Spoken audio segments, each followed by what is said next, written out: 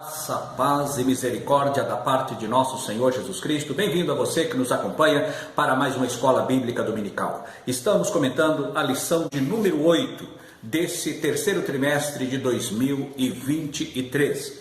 Este que vos fala é o pastor Antônio Dias e já peço a você que inscreva no canal, curta e compartilhe. Estamos hoje nesta lição de número 8 fechando a tríade de lições que havíamos mencionado, a lição 6, a lição 7 e a lição 8, a desconstrução da masculinidade bíblica, a desconstrução da feminilidade bíblica e agora, transgênero. Que transrealidade é essa? O que estaremos a falar no curso desta lição? Primeiramente, o que vamos falar? O que é transgênero? O que é trans? O que é cis? Qual é a ótica que vamos abordar? O biodireito, bioética, hermafroditismo, o que é isso? O que a ciência diz? O que é a transgenitalização? Qual é a posição da igreja? O que diz a Convenção Geral das Assembleias de Deus, a CGADB? Então vamos dentro desse ponto. Firmados na palavra de Deus, estaremos comentando essa lição de número 8, transgênero. Que transrealidade é essa? Primeiramente, nós vemos aqui o nosso texto áureo, que faço questão de lê-lo. Portanto, deixará o homem o seu pai e a sua mãe, e apegar-se-á à sua mulher, e serão ambos uma só carne. A verdade prática, a sexualidade bíblica é heterossexual, biologicamente definida, conforme o sexo divinamente criado. E também quero ler Gênesis, capítulo 1 e o versículo 27. Gênesis 1 e 27. E criou Deus o homem, a sua imagem o criou, macho e fêmea os criou. Então Deus, ele criou o homem, macho e fêmea, o ser humano criado com a distinção do sexo, feminino e masculino, macho e fêmea. Já vimos a desconstrução da masculinidade bíblica. Já vimos na lição anterior a desconstrução da feminilidade bíblica. E agora falaremos sobre o transgênero. Que transrealidade é essa? Primeiramente, o que significa a palavra trans? O que significa a expressão cis? Quando falamos de trans, estamos falando de algo que vai além. Cis, aquilo que está aquém. Traduzindo, há um limite. O cis, ele vai até o limite. O cis até o limite. O trans é o que não respeita o limite, ele vai além do limite. Isto é o trans. Deus estabeleceu limites. Deus estabeleceu princípios. O homem, na sua loucura, ele ultrapassa os limites estabelecidos por Deus. E quando falamos nessa expressão, a questão, porque falei a princípio do biodireito e da bioética? Porque as coisas estão ligadas. Essa questão do transgênero, ela vem com uma cirurgia para mudança morfológica do sexo, extirpando órgãos masculino para criação do feminino, extirpando os sinais da feminilidade para criar, formar um órgão masculino. Isto é transgenitalização. Mas o que diz a nossa legislação? O que diz a nossa lei? O que diz a Bíblia Sagrada? Qual é a posição nossa neste momento, onde estamos vivendo uma sociedade líquida, uma sociedade que não tem uma forma definida? Esta é a situação momentânea que nós estamos a atravessar. Uma hora muito difícil para aqueles que temem a Deus e que procuram cumprir o que está escrito na palavra de Deus.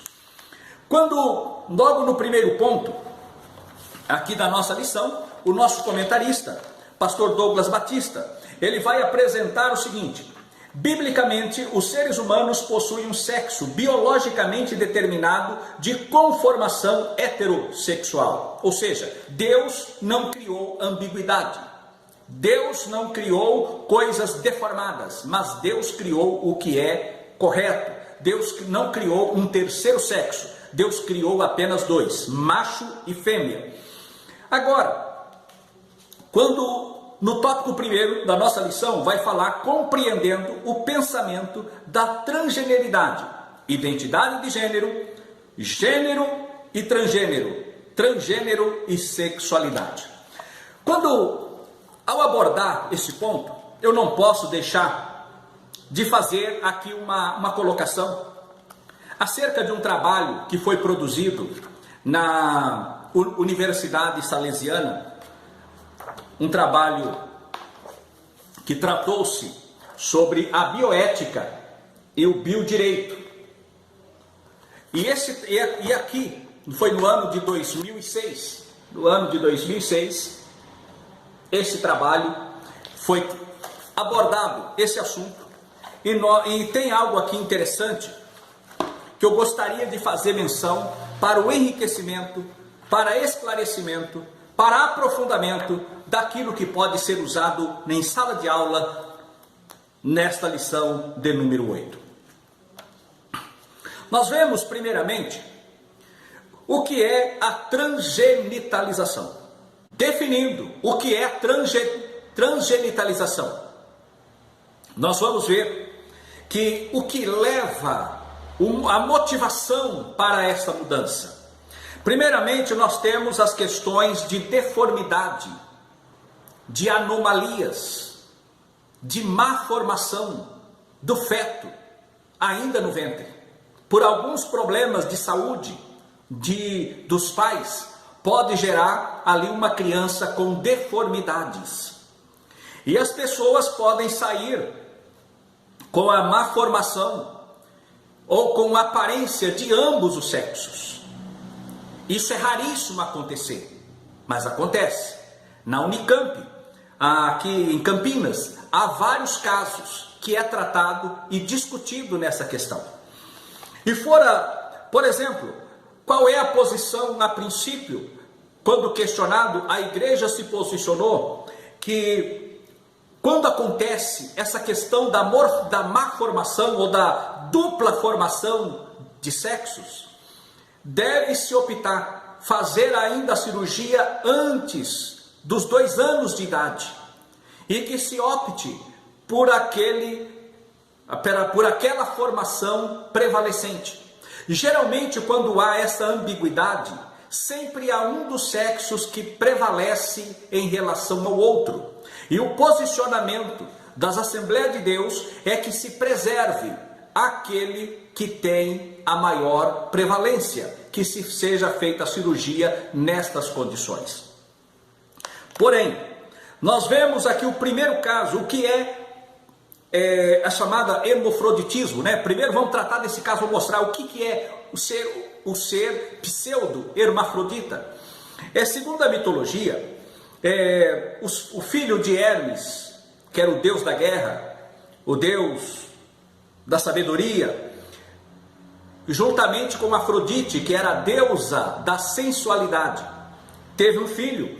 E esse filho, ele foi amado por uma das ninfas, por nome Salmácia. E ela então abraçou ele, e o amor dela foi rejeitado. E ela então abraça-se com ele e afoga-se em um lago. E ela pede uma maldição, que eles nunca mais se separassem. E aí surge a expressão hermafrodita, que é uma pessoa com os dois sexos juntamente no mesmo corpo. Isso é obra da mitologia. E nós sabemos que tudo isso que o inimigo das nossas almas prepara e apronta na área da mitologia, hoje nós estamos presenciando a implementação disto na nossa realidade, nesta sociedade pós-moderna e líquida, na qual estamos atravessando.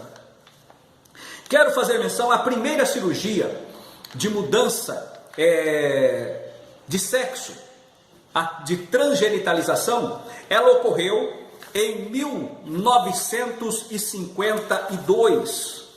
Em 1952, quando o soldado americano George Jorgensen, ele foi submetido a essa cirurgia em 1952 e passou então a adotar o nome de Cristina Jorgensen. E em 1971, aqui no Brasil, foi a primeira cirurgia, foi realizada no Brasil, em 1971, quando Valdir Nogueira, ele se submeteu a essa cirurgia de mudança de sexo de homem para mulher. O médico que fez essa cirurgia foi processado e preso, foi condenado criminalmente, né? E foi preso por ter feito esta cirurgia. Vemos ainda o caso mais notório no Brasil, que ganhou notoriedade, foi nos anos 80. Nos anos 80, quando Luiz Roberto Gambini, ele fez também essa cirurgia de mudança de genitais e passou e adotou o nome de Roberta Close e tornou-se aí uma modelo de sucesso e foi famosa no Brasil e fora do Brasil com esse nome. Quando nós vemos a questão da bioética e do biodireito, a bioética vai julgar os médicos que atuam nessa área para que não haja exageros.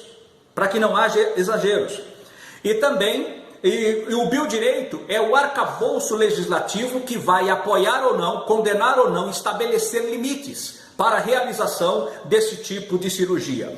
Nós temos aqui no Brasil, por exemplo, a resolução 1482 de 87, liberou os médicos, né? Liberou os médicos a fazerem a cirurgia de mudança de sexo. As leis federais 9.434 de 97 e 10.205 de 2001 e também o Código Civil, né, no artigo 13 de 2002, nosso Código Civil, dá também uma autorização tácita para que seja feita essas cirurgias. Também o artigo 5º, né, da Constituição Brasileira vai dizer que todos são iguais perante a lei, não pode haver distinção, não pode haver discriminação entre pessoas e que todos são iguais, os direitos são iguais e devem ser respeitados perante a lei. Isto é uma coisa e assim o fazemos. Nós respeitamos todas as pessoas, indistintamente da sua opção sexual, da sua opção. Nós respeitamos e consideramos como pessoas. Pessoas que fizeram ou não fizeram as suas cirurgias de transgenitalização. Nós temos esse respeito e essa consideração quanto à pessoa, no convívio social, no convívio como brasileiros, no convívio como seres humanos, inteligíveis que somos. Então nós temos essa boa convivência.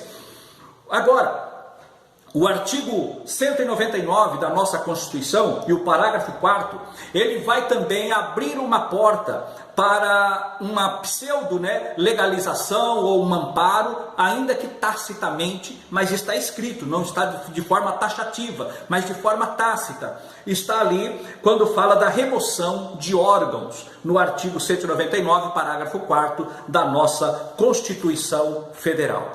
Pois bem, posto isso, nós vamos ver que aqui dentro desse pensamento do tópico primeiro, há esse problema, né, o homem querendo virar mulher, a mulher querendo virar homem.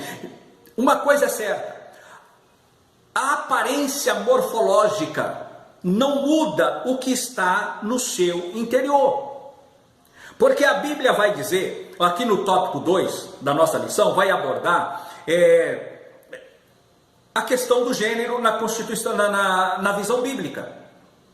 A constituição biológica, a constituição moral e a constituição da sexualidade. A constituição biológica. O homem foi feito macho e fêmea, Gênesis 1 e 27.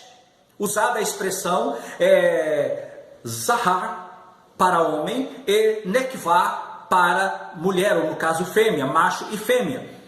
Diferente lá de Gênesis 2 e 23, que usa Ish para homem e Ishá para mulher. Então há aqui essa diferença, tá? Macho e fêmea. Esta foi a constituição original que Deus fez o homem. Este foi o querer e o propósito de Deus, a constituição biológica. Moralmente, na questão moral, nós vemos que os seres criados, somente os anjos são seres morais, e os homens, e o ser humano e os seres angelicais são seres morais que sabem o bem e o mal, discernem o que é certo e o que é também errado. Somente os homens e os anjos. Os animais, apesar de serem constituídos macho e fêmea, eles não têm a razão, o raciocínio do certo e do errado. Tanto é que o macho, ele é atraído pela fêmea independente da fêmea. A fêmea é atraída pelo macho independente do macho. Já os seres humanos, eles têm algo a mais, que é o sentimento de amor, o sentimento de fidelidade. Não obstante os homens ter isso, e alguém achar que isso é um ataque, é uma opressão, mas nós temos caso, a ciência já provou isso, que alguns animais, como é o caso da arara azul, o casal, eles são fiéis e permanecem juntos durante toda a vida. E assim existem outros animais que mantêm a sua vida, digamos assim, a sua vida de relacionamento com um único macho ou com uma única fêmea. Então, há várias outras espécies de animais que mantêm esta fidelidade entre o casal. E o que a Bíblia requer do homem é este comprometimento, é esta fidelidade do casal, um para com o outro. Por quê? Porque nós somos seres morais. Como ser moral, o homem, ele é constituído de corpo, alma e espírito. É a tricotomia humana, corpo, alma e espírito. Tanto é que lá em Tessalonicenses, no capítulo 5 e no versículo 23, Paulo vai dizer que o homem, ele deve se preservar santo para a vinda do Senhor Jesus, em plena numa vida de santidade, espírito, alma e corpo. Através do nosso corpo, dos nossos sentidos, ouvido, visão, olfato, paladar, tato, nós conhecemos e relacionamos com o mundo físico à nossa volta. Através dos sentidos, através da nossa alma, nós conhecemos a nós mesmos, o homem interior. Nós conhecemos a nós mesmos através da nossa alma. E nós nos relacionamos com Deus de uma forma perfeita e autêntica através do nosso espírito, alma e corpo. E nós somos esses seres morais, né? Seres morais. Por outro lado, a questão também, aqui o nosso comentarista, ele vai abordar da sexualidade. Ele vai dizer assim: ao criar o ser humano, macho e fêmea, Deus também instituiu a sexualidade. O relacionamento sexual, conforme idealizado pelo Criador, prevê uma satisfação completa entre homem e mulher, na busca da realização conjugal, na procriação da espécie. Deste modo, no plano divino, o sexo, o gênero, a sexualidade não são meros estereótipos de construção social. Ou seja, isso que Deus criou para o ser humano não é o estereótipo para agradar uma sociedade corrompida, mas a nossa vida é para agradar aquele que nos criou, com quem nós temos o nosso compromisso, porque Cristo se comprometeu com o ser humano ao vir aqui nesta terra e morrer na cruz do Calvário para realizar ali o resgate, a salvação do homem, para levá-lo de volta à presença do seu Deus, do seu Criador. Este foi o propósito da morte de Cristo Jesus. Agora no tópico 3, o nosso comentarista vai trazer assim, para concluir a lição, efeitos da ideologia transgênero. Aí vem a depreciação da heterossexualidade. Aí eles vão trazer aquelas expressões, essa sociedade heteropatriarcal, como se fosse uma opressão, como se fosse algo depreciativo. E o que nós estamos vendo? Infelizmente, o Brasil está passando por um momento bastante tenebroso. O Brasil está passando por um momento bastante tenebroso. Onde nós vemos, em 2019, o STF criminalizou a divulgação de toda e qualquer opinião considerada ofensiva sobre os diferentes modos de exercício da sexualidade. Isto em 2019, o STF. O STF não tem autonomia, não tem autoridade, não tem legitimidade para fazer estas coisas. Ele está despido de autoridade constitucional. Eles não têm base legal nenhuma para estabelecer estas coisas. O crime só pode ser criado mediante lei. Nullum crime, nulla pena, sine previa lege.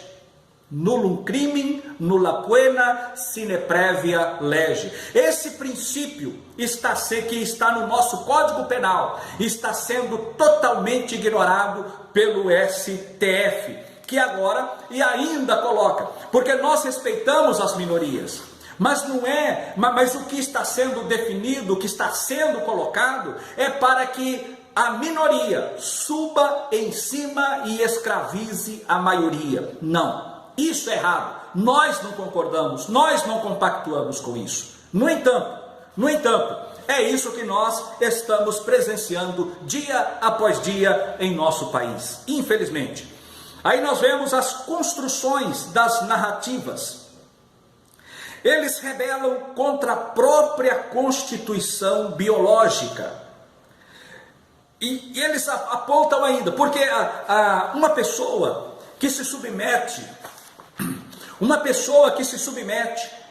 a uma cirurgia de transgenitalização vai mudar o estereótipo.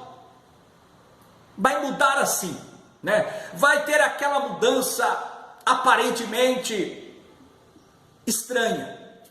A verdade é essa. O interior vai continuar o mesmo. Muda-se o estereótipo, mas não muda o interior.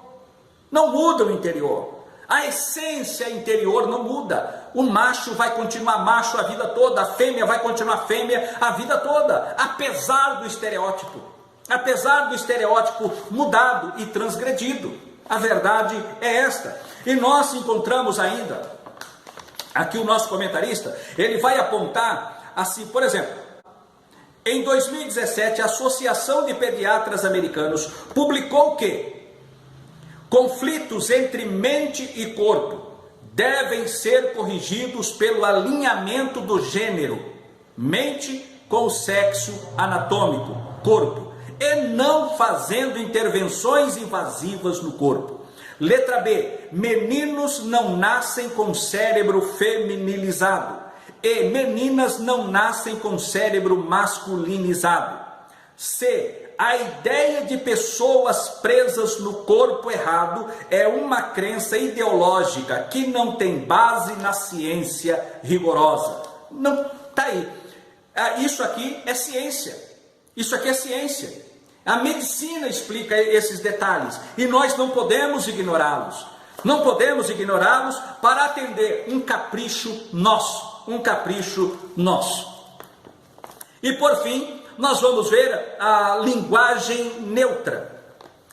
Isso é uma aberração, isso é uma afronta à língua. Napoleão Bonaparte, quando ele diz o seguinte: quando conquistamos uma nação, a primeira coisa que deve se fazer é ensinar o francês nas escolas e nos colégios. Daqui a alguns anos, essas crianças se tornarão adultas falando francês. E falando francês, jamais se rebelarão contra a França. E agora, a ideia é esta: impregnar uma nova leitura, um assassino covarde de uma língua para agradar um grupo. minoritário que não representa aqueles a quem eles dizem representar.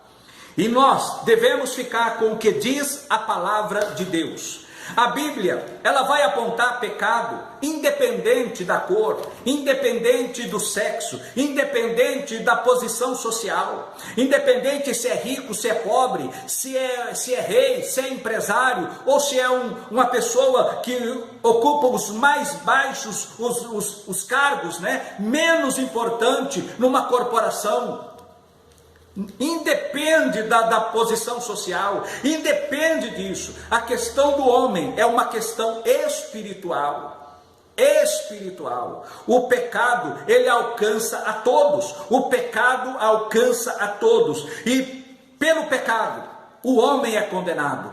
E a Bíblia aponta essa prática como pecado. E quem vai para o céu não pode ser adepto, não pode ser praticante desse tipo de pecado, ou qualquer outro tipo de pecado. Não podemos. Quem vai morar no céu tem que estar liberto de toda esta prática. Que Deus nos abençoe, que Deus nos guarde e nos conserve até que Ele volte. Você que nos acompanhou até aqui, não deixe de ouvir a lição número 6 e a lição também número 7, que falou sobre as desconstruções da masculinidade e da feminilidade bíblica. Que Deus nos abençoe, que Deus nos guarde, e até a próxima lição, se Deus quiser. Amém.